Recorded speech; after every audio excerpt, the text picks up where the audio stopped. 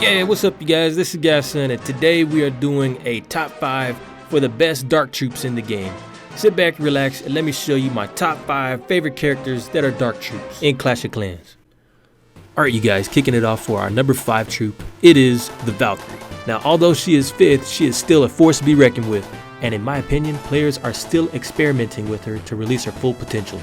Now if you're going to be using the Valkyrie, these are some of the things that you can expect. The Valkyries are really good for trophy pushing. If you're looking to use them for farming, they may not be the best choice as they cost a little bit more and they're just not cost effective. And how do you use them is you can either use them in groups or spread them out. They're good for clan castle defense or clan castle attacking. And what that means is basically if you put them in your clan castle, they will defend pretty good and they are good against other enemy clan castles if you put them in a good spot for them to do splash damage. Now they are multi-target attacking. What that means is that they can attack more than one thing. Say for example, if you have a builder hut and a dark elixir pump, they will attack both of those because they get inside and fit in between buildings. So that is the Valkyrie coming in at our number 5 spot.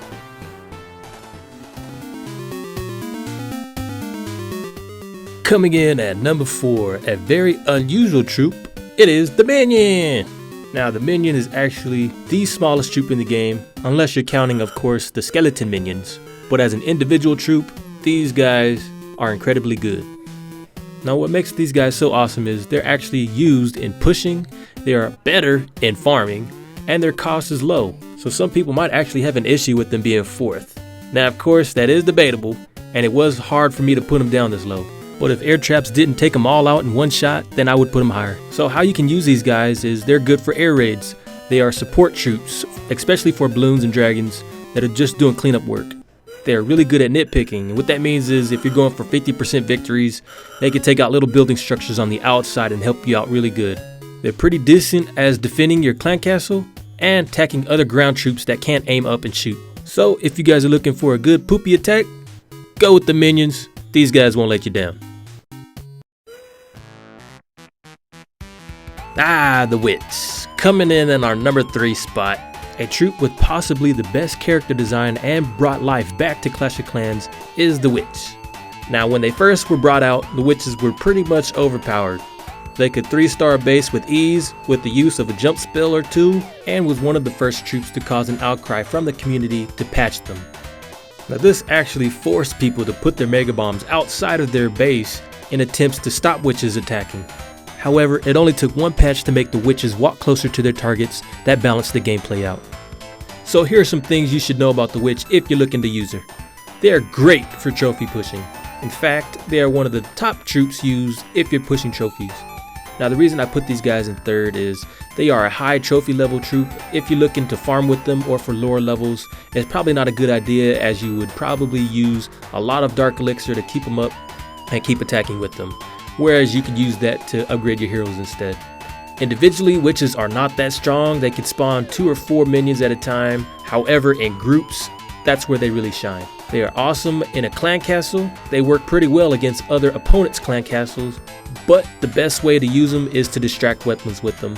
And that's when you put them in groups and have their minions distract all the weapons so that your heroes and other troops can clean up. On average, players use about 3 to 5 witches per attack, so if you have the dark elixir to spare, then go ahead, these troops won't let you down.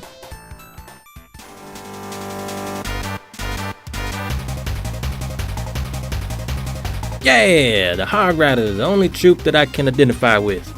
These dudes are one of my favorite troops, actually. And in case you haven't been playing the game long enough, here's some black history for you. The Hog Riders used to suck. Actually, they were the worst troops in the game. They went for any and everything and they had no target. So, Supercell took them in and gave them a new ability to attack weapons.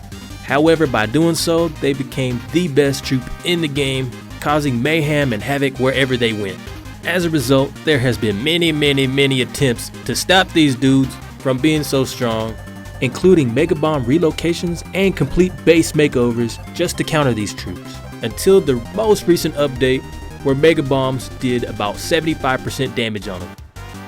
With the most recent update, this has knocked the Hog Riders down from great to average trophy pushers. However, they are still good at farming. The cost is mid-low, making them ideal for troops to use if you're looking to save. Their power are still good. They do pretty good damage on weapons if you put them in packs. So how do you use them? You can put them in groups, and with the right person behind the device, they are still capable of 3-starring a base. Now with all these patches, one might think this is discrimination, but I for one will keep these guys as my all-time favorite troop and remaining on my number 2 spot.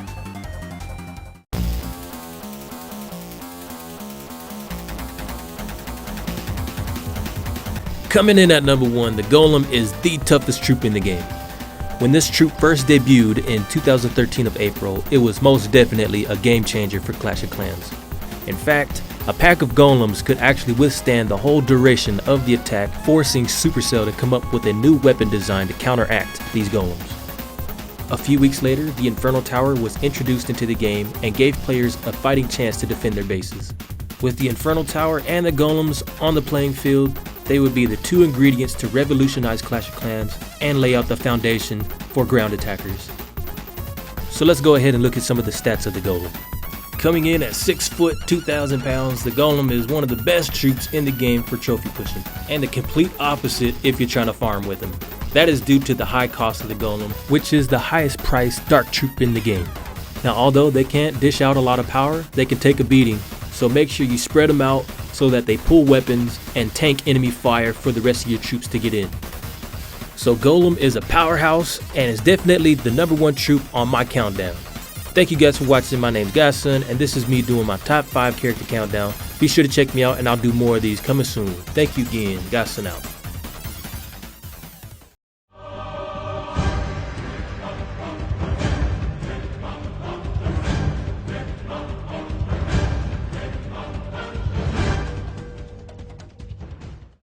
Hey guys, welcome back.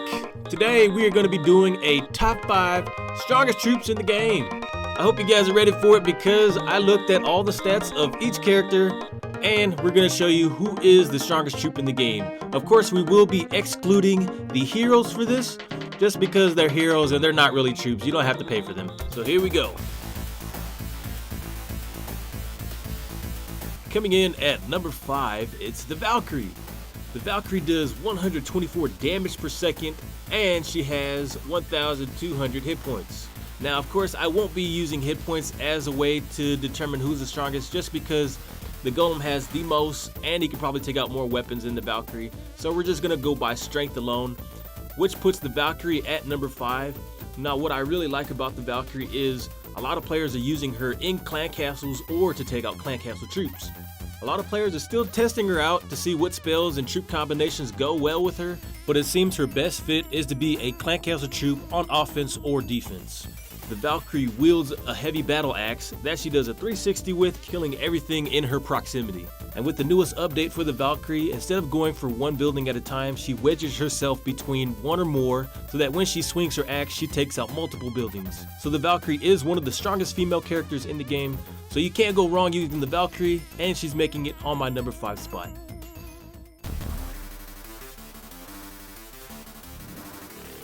Coming in at number 4, it's the Balloon.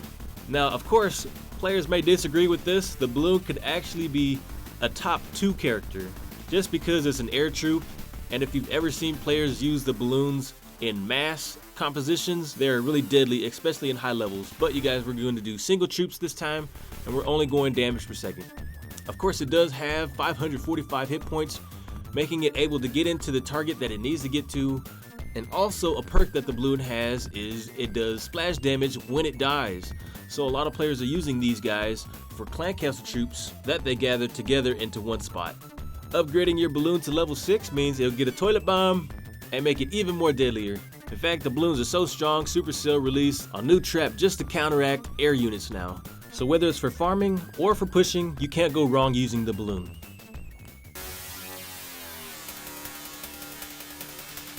Coming in at number 3, it's the Wizard. With 180 damage per second and 164 hit points, the Wizard does splash damage and is really good for taking out mobs of clan castle troops, heroes, and even getting through walls. Typically, you'll see a lot of high-level players using Wizards as a backup troop to clear out building structures on the outside so that their heroes and other troops could narrow their way into the town hall to take out and get that 50%.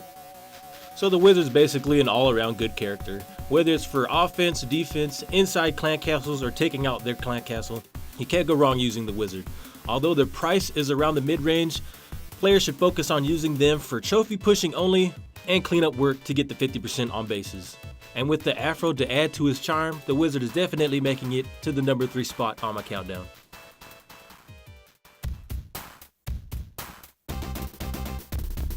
Coming in at number 2 is the Dragon. The Dragon has 200 damage per second and 2,500 hit points. The Dragons, when they started out, would only attack one troop at a time. However, over the years, they have been upgraded to do splash damage, making them even more deadlier. And if you remember, a lot of top players would use these guys over the P.E.K.K.A.s just because they were so good. They didn't used to look like Puff the Magic Dragon, they were terrorizing beasts with snarling fangs. Maybe it's because they were too good that Supercell decided to tone down their look and give us a black air bomb to cause massive damage on air units and balance it out. But regardless, Dragons are still used as a top tier troop for trophy pushing and clan wars. You can't go wrong with a Dragon, making it on my number 2 spot.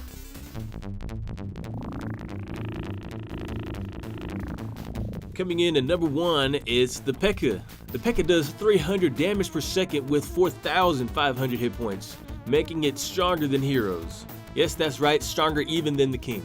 If you're able to upgrade these guys to their final level, they will dual wield 2 swords and have a glowing aura around them. I personally use them as my wall breakers just because they're so strong when they work together. You don't really need wall breakers, just one jump spell and they can do the rest. But watch out, because if your P.E.K.K.A.s decide to go around the base, they may cause more harm than good, foiling your attack. So make sure you have wizards backing them up or whatever you can do to get them to go right for the town hall and they won't let you down. So you guys, please let me know what you think. I will be doing this as a 1-unit series to see who is the strongest troop as a team composition. Make sure you subscribe for more, and I will see you guys next time. Godson out.